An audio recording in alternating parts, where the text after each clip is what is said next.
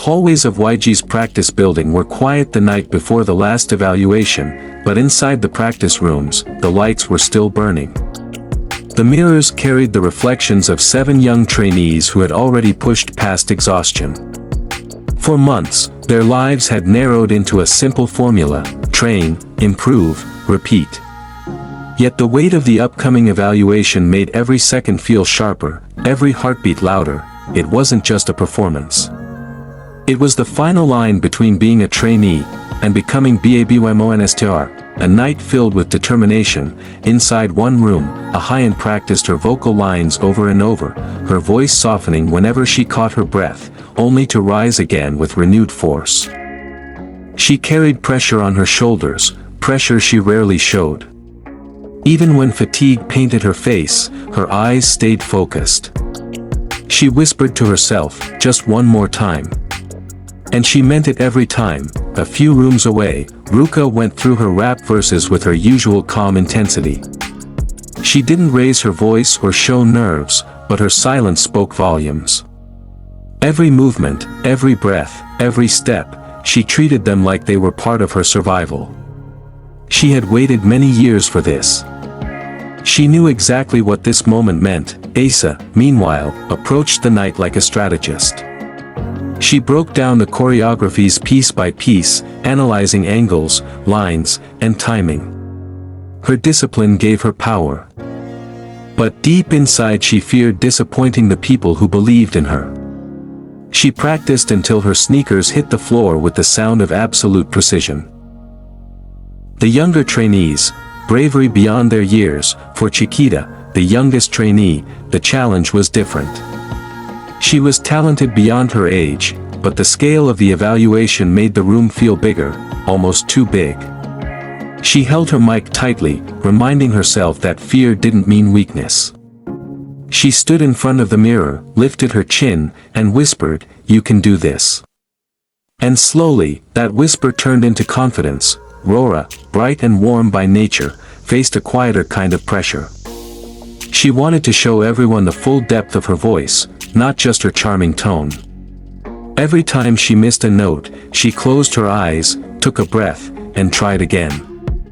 Each attempt grew stronger, and by the end of the night, she found a version of her voice she had never discovered before. Rami spent her hours polishing the smallest details: breath control, pitch stability, emotional tone. She knew she wasn't the loudest trainee in the room, but she carried a steady presence, one that filled the air with calm strength. Her goal was simple, not perfection, but sincerity. And then there was Pharita, who trained with a kind of elegance that made everything she did feel weightless. But even she felt the edge of anxiety. She paced the room, repeating her parts, pushing herself to hold her notes longer, move cleaner, shine brighter. Their individual struggles, fears, and hopes were different, but the room they shared was the same.